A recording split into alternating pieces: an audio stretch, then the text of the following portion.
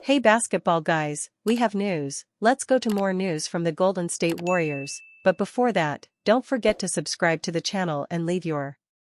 Brandon Podziemski is returning to playing well and has helped the Warriors a lot. But there are still doubts as to whether this roster can win a championship now. And the fans are hoping for Kevin Durant's return, and for this to happen, the Phoenix Suns will certainly require a good package of players, including the promising Brandon Podziemski. A reunion with Kevin Durant would be fun, a great way to capitalize on the end of Steph Curry's career, Quinn wrote Thursday. The team just traded for Jimmy Butler, but the team still has some young assets to give up that could be intriguing, and also plenty of role players to fill out the rest of the roster surrounding their stars. The biggest question mark would be matching Durant's massive salary. It may require them to include one of Butler or Draymond Green, which would be a tough pill to swallow. However, if the team can somehow exclude one of them, then this would be a fascinating team next season. After the 2015-16 season, Durant signed with the Warriors, fresh off a crushing NBA Finals defeat, and flipped the NBA upside down.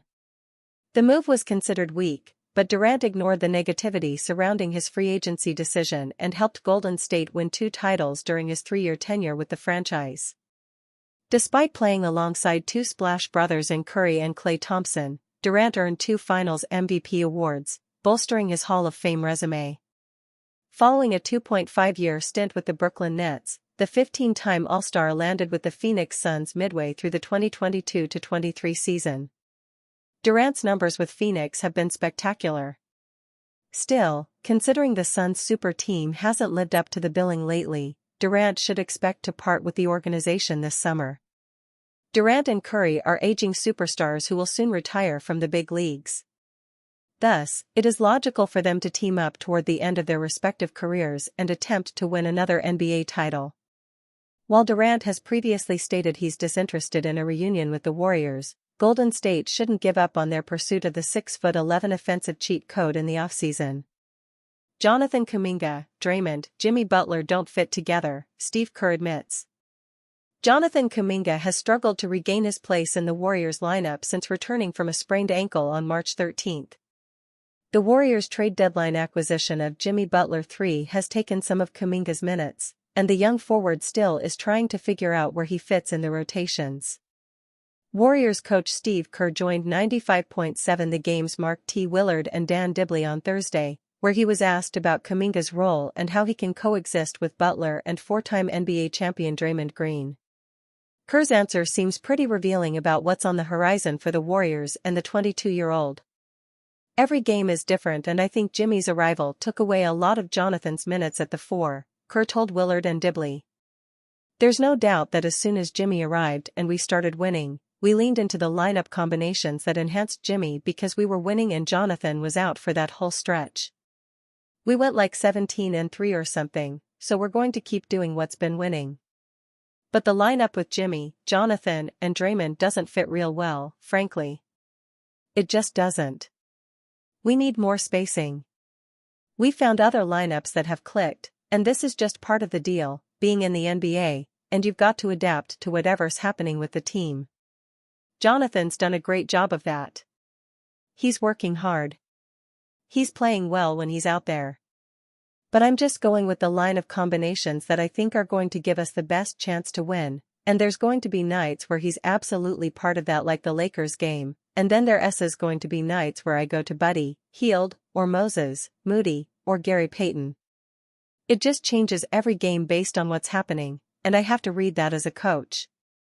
In 32 games before his ankle injury, Kuminga averaged 16.8 points in 26.0 minutes. But in the 14 games since he returned, he's down to 12.4 points in 21.1 minutes. To Kerr's point, per NBA.com's lineup data, when Kuminga, Butler, and Green are on the court together, they have a minus 24.9 net rating in 38 minutes over 11 games. But Kuminga is doing the small things to help the Warriors win games, including playing solid defense and guarding the opponent's best players. As Green noted after the Warriors beat the Los Angeles Lakers last week, that's what the team wants to see from Kuminga. He was asking for those matchups, Green told reporters.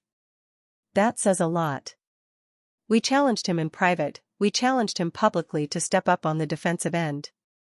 And he did that. He was great offensively, but he was even better defensively. Right now, as the Warriors make an NBA playoff push, they need Kuminga to do the little things to help them win. What the future holds for Kuminga, who will be a restricted free agent this summer, remains to be seen. But Butler and Green aren't going anywhere for the next 2 seasons. Green has been Kuminga's biggest advocate, and the Warriors publicly have praised the former first-round draft pick every chance they get. But if he can't play with 2 starters, his best shot at a prominent role next year might be elsewhere. NBA exec raises Draymond Green concerns on Warriors' title chances. The Golden State Warriors small ball game has revolutionized the NBA thanks to winning 4 championships over the last decade without a star center. But as their dynasty is on its last legs, the Warriors are hoping to give Stephen Curry and Draymond Green a shot at a 5th ring by swinging a trade for Jimmy Butler. With Butler on board, the Warriors are making a remarkable run from 11th to a potential top 6 finish that will grant them an automatic playoff berth. However, an Eastern Conference executive isn't entirely sold on the Warriors as a title contender. He raised troubling concerns about Green and the Golden State Warriors' prospect of coming out from a stacked Western Conference in an interview with ESPN's Brian Windhorst and Tim Bontemps. There's always time for small ball, but their championship teams had positional size, the Eastern Conference executive told ESPN. When they won titles, they had Andrew Bogut, Kevin Looney, Klay Thompson, and Kevin Durant. The death lineup with the small ball only played a handful of minutes. I don't know if this way they're playing, so small, works. I'll be impressed if they can run the table this way. To ask Draymond at his age to play more at center is a lot. I won't be surprised if they go back to Looney more. The 35-year-old Green isn't a fan of playing center. But he doesn't have a choice. I knew it would come down to this, Green said of playing center. But I just didn't have much interest in doing it for 82 games. Because it's a lot. To anchor a defense. To play the 5, you're in every action. People downhill at you. It's a different responsibility on the body. But if you can't do it for 29 games, it's over, champ. Draymond Green complains about team's lack of grit. Green shared his frustration after their costly 114-111 loss to the San Antonio Spurs on Wednesday on Harrison Barnes' three-pointer at the buzzer. We couldn't get a stop, Green told reporters after the loss. Couldn't get into nothing good offensively. Couldn't get a stop. Green failed to protect the rim in 2 of the Spurs' final 3 possessions as forward Keldon Johnson scored against him, setting up Barnes' heroics. We know what we're supposed to do, Green said. We're not children. We're adults. Champions. We know what it takes. No need to beat a dead horse. We messed around with the game and we lost. That's how it goes. Green blamed their overall lack of physical toughness, which led to the slip-up against the Spurs. There was a lack of grit, Green told reporters. Sometimes it doesn't take focus. Sometimes it takes grit. West exec fears Warriors. Fortunately for the Warriors, the Memphis Grizzlies' 141-125 loss to the Minnesota Timberwolves on Thursday has pushed them back into the top 6 and regained control of their destiny.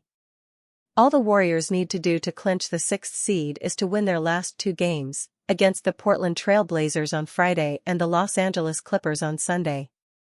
The Warriors could potentially grab a higher seeding if the Clippers both lost their last 2 games.